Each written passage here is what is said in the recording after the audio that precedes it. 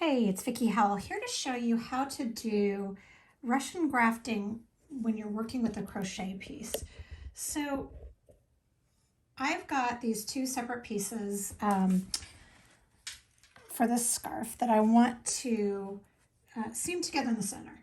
And so an alternative, and it's really more just kind of a really nice detail than it is a necessity when you're working with a project like this. But this is something you could also do with a contrasting yarn if you really wanted to have an extra punch. So all you're going to be doing is working on the underside. So for me, I was working with foundation single crochet stitches. If you were working with just a regular chain on both sides, you would pick up with those loops. You're not joining any other yarn.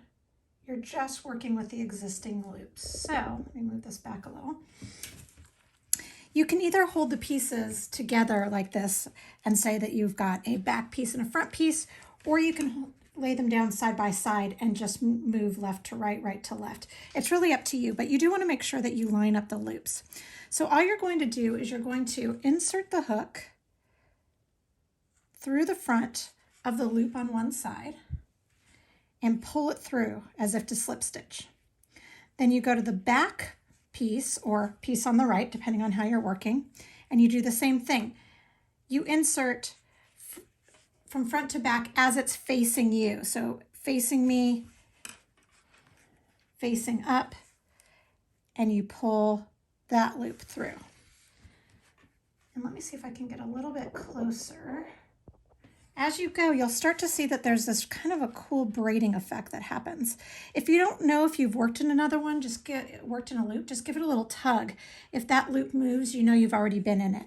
So you go to the next one, insert.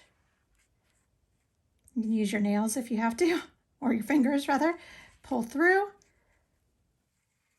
Go into the next one in the back or on the right, pull through. And this is all you do all the way until your seam is completely finished.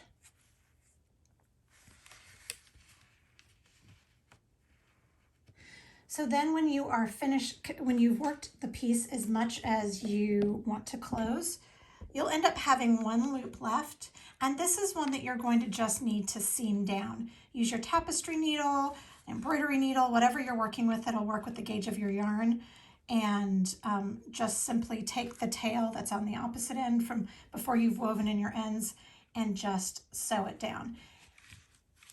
And this gives, again, since I'm working color on color, it's really subtle, but it just gives kind of a little bit of interest while also seaming, and bonus, it doesn't require any extra yarn. So if you're working a project where you're playing yarn chicken, this is another reason to use this as your grafting option.